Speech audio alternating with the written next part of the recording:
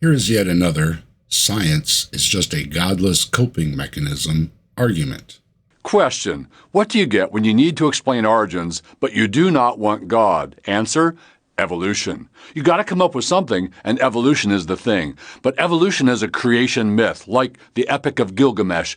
Evolution is the modern, secular, naturalist creation myth you develop when you absolutely do not want God. And the deity in the myth, the one who works the magic, because you're going to need some magic, the deity in the evolution myth is natural selection over vast periods of time. That's the deity, the secret sauce, the bamboozlement factor, the hocus pocus, the magic in the story. Give natural selection 3 billion years and hey, anything could happen. Calling evolution a myth because it doesn't align with your preferred supernatural explanation is like calling gravity a hoax because you'd rather believe angels hold things down. Reality doesn't need your permission to be true. A myth is a story passed down to explain the world without empirical evidence. Evolution, on the other hand, is a scientific theory supported by mountains of observable data from fossil records to genetic sequencing. Unlike myths, evolution is testable, falsifiable, demonstrable, and revised as new evidence emerges, something creation stories conveniently never require. Natural selection is not a deity, nor is evolution a faith-based system. It's a rigorously tested, evidence-backed framework explaining how life diversifies over time through variation, heredity, and differential survival. Unlike actual myths, evolution doesn't rely on untestable claims. It's supported by genetics, fossil records, and direct observation. Scientists explore various fields of science, like evolutionary biology, to better understand the natural world and advance humanity through agriculture, medicine, and technology. Science is concerned with evidence and testable phenomena, not gods or myths, which fall outside its scope of study. Yes, give natural selection 3 billion years. To note, there are microscopic fossils that date back 3.7 billion years.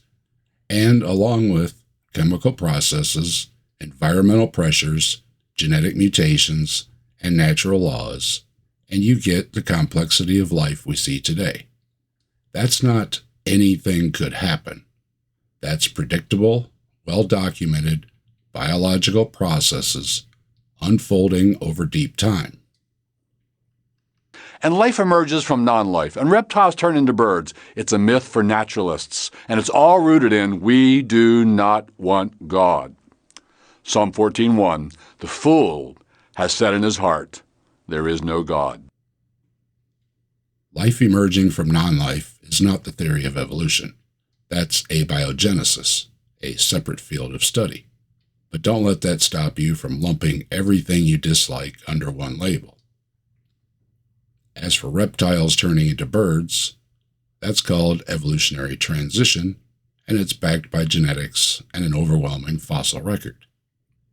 Finally, tossing in Psalm 14:1 as if that's a mic drop moment, that verse doesn't argue for the existence of God and wasn't directed at just atheists. It was directed at believers too, about how you act as humanity. From Sean McDowell, a PhD professor of Christian apologetics at Biola University. Quote, "It is clear that the psalmist is not merely speaking of those who reject belief in God, but also believers who live selfish lives independently of God and his ways. How ironic." End quote. However, science doesn't operate on theological assumptions nor myths handed down in religious texts. It follows evidence. If that evidence makes you uncomfortable because it doesn't align with your preferred metaphysical narrative, that's a you problem, not a science problem.